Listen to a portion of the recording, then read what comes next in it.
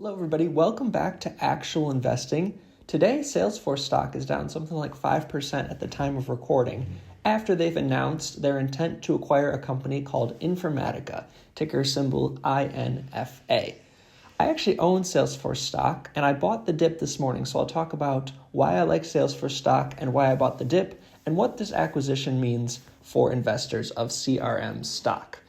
So Salesforce, if you're unfamiliar, is a cloud computing stock. It helps companies, enterprises manage their data in the cloud. It began as a CRM platform or customer relationship management. That's where the ticker CRM comes from, but has grown into this sort of software conglomerate that it is today. Now, Salesforce was under scrutiny for a while because there were some activist investors who jumped on board. Now, if you're unfamiliar, an activist investor is somebody who buys up a bunch of shares in a company in order to have a bit more sway in that company's decisions. So activist investors jumped into Salesforce stock to essentially voice their opinions that their CEO, Marc Benioff, was relying too heavily on acquisitions. So if you're unfamiliar with how a company grows, there's two primary ways that a company grows their revenue and expands. The first is organic growth, which is where companies acquire more revenue organically by their own solutions. And the second is growth by acquisition, where a company can't find any more growth internally, so they acquire other companies to grow externally. So that is what Salesforce has traditionally done. And if you have been investing or following Salesforce for a while, you will remember that they acquired Slack, which is sort of a Teams/Zoom competitor, for almost $28 billion a few years ago, which in my opinion was a massive valuation for a company that I didn't think had any real strategic moat to it. I didn't find Slack too compelling, especially because Teams and Zoom already are doing what Slack was doing. So I did not like Salesforce's acquisition of Slack, and I don't think the market did either. And the CEO was berated a bit for that acquisition, and he kind of swore off expensive acquisitions. So now today, the fact that he's doing another expensive acquisition seems a bit strange. So let's talk about why they wanted to buy Informatica. So it says this move would add to Salesforce's data integration and management capabilities. Okay, so that's pretty important to Salesforce's business. However, it's important to note that a Salesforce spokesperson said that the company doesn't comment on rumors and speculation. So it is also possible that this entire thing will not even happen and that this is a rumor of an acquisition, not an actual acquisition that will occur. There's also some speculation in this article that the deal may go through at a significant premium to Informatica's share price, which obviously does not bode well for Salesforce investors. Typically, when an acquisition occurs, the company that is being acquired will rise in price because there tends to be a premium price paid for an acquisition, and the company that is doing the acquiring will drop in price because, one, you're seeing a reliance on external growth, and two, that company is usually going to have to fork up a lot of cash to make this acquisition, which weakens the balance sheet. So let's see what Salesforce is buying. This is Informatica, ticker INFA. If we zoom out, we see that the company has performed quite well in the past year, leading me to believe that Salesforce is buying something that isn't very cheap. So when we look at Informatica's growth, typically when a company is being acquired, they tend to have high revenue growth, right? Salesforce would want to acquire a competitor that's growing very quickly that they can integrate with their own solutions to boost growth. But we don't see that here with Informatica. We see 12% year-over-year revenue growth, and sure, net income has improved a lot recently. However, this type of revenue growth is not very inspiring to me. We see even single-digit year-over-year revenue growth from 2022 to 2023 for Informatica, all while being unprofitable. So typically, an unprofitable tech company should be growing quite rapidly. So on first glance, this acquisition does not seem like the best acquisition for Salesforce. However, what we can also see is that Informatica has almost $2 billion in annual revenue. So perhaps Salesforce, if they are planning to make this acquisition, has a plan to eke out more profit from this company. In which case, I would believe that this is a bit of a speculative acquisition, so I can certainly see why Salesforce stock is down today. So let's shed a little bit more light on what Informatica does. So here I am on Informatica's website. They say data chaos becomes data clarity with Informatica. What a nice little buzzword tagline we have here. Essentially, though, Informatica helps companies organize their data in a data management cloud. This sounds a lot like what Salesforce already does. So my thought is that Salesforce is planning to take this mediocre company and integrate it with their own solutions, creating synergies. So synergies occur when two companies merge and create something better than they were separately. Think a 2 + 2 = 5 kind of thing. So now let's talk about why I bought the dip in Salesforce stock today. The first thing, and probably the most obvious, is that this acquisition is not final. We don't even know if this acquisition is going to happen. First of all, Salesforce has said it's a rumor and speculation. So right from the source, they are not saying that anything is set in stone yet. The second reason is that, like I said, there may be some synergies if the acquisition does occur. And the third reason is that even if it is a real acquisition and not speculation, it may be met with regulatory scrutiny. So anytime a large company tries to acquire another company, it needs to be approved to make sure that they're not creating a monopoly. Think about NVIDIA when it tried to acquire ARM. That acquisition was shut down because it would have created a monopoly on chips.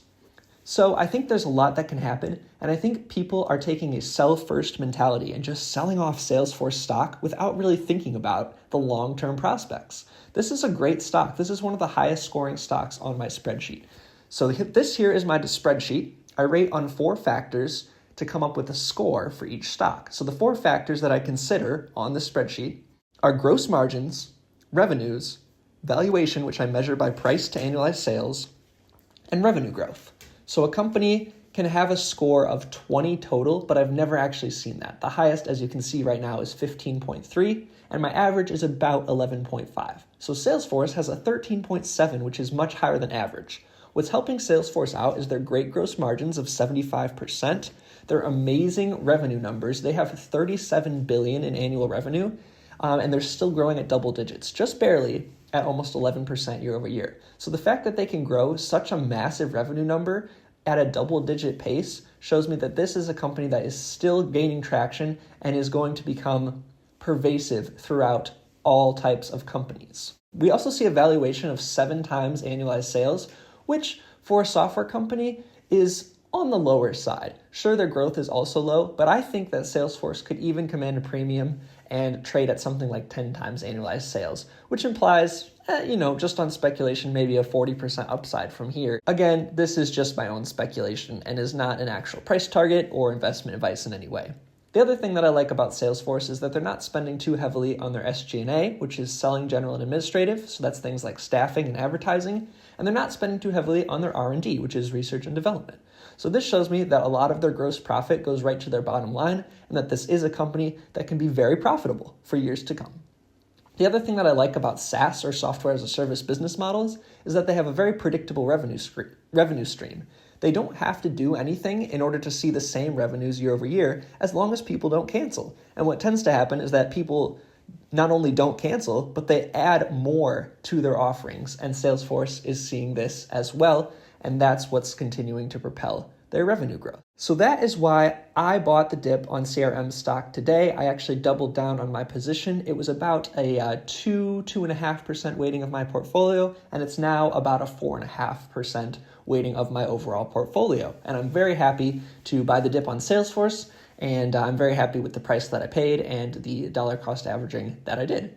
So before I end this video, let's just take a look at Morningstar, which is an investment research website that I happen to like, and we'll see what Morningstar has to say about Salesforce. So they are giving, as of the last update, now they haven't updated with this news of the acquisition yet, as of last update, they give Salesforce stock, CRM stock, a fair value of $300 per share. Now we have to keep in mind that at the end of the day, this is just an analyst estimate, which really doesn't mean too much. This is just somebody's best guess of what they think the stock is worth. However, Morningstar is a pretty reputable firm, so out of all the analyst estimates, this is probably the one that I put the most faith in. I still don't put a lot of faith in it, but it's still something, right? So we see that they think Salesforce represents one of the best long-term investment opportunities in software, particularly as the company should provide investors with a nice balance between revenue growth and improving profitability. That is exactly what I've been seeing. Let's take a look at Salesforce's financials here really quickly. So this is Google Finance. This information is freely available to everyone. We can see here, like I said, almost 11% year-over-year revenue growth, but check this out, net income growth, 1,500%. Sure, that's because last year they barely had any net income, so I mean, you should take that with a grain of salt. But the fact is that their profitability is showing an upward trajectory. Look at that. In the second quarter of 2023, they had $1.3 billion in net income, and in the fourth quarter of 2023, just 2 quarters later, they had almost $1.5 billion in net income. So they increased their net income by $100 million plus in just 2 quarters. That's amazing. That is net income. That's cash in their pockets after everything. So that's amazing to see.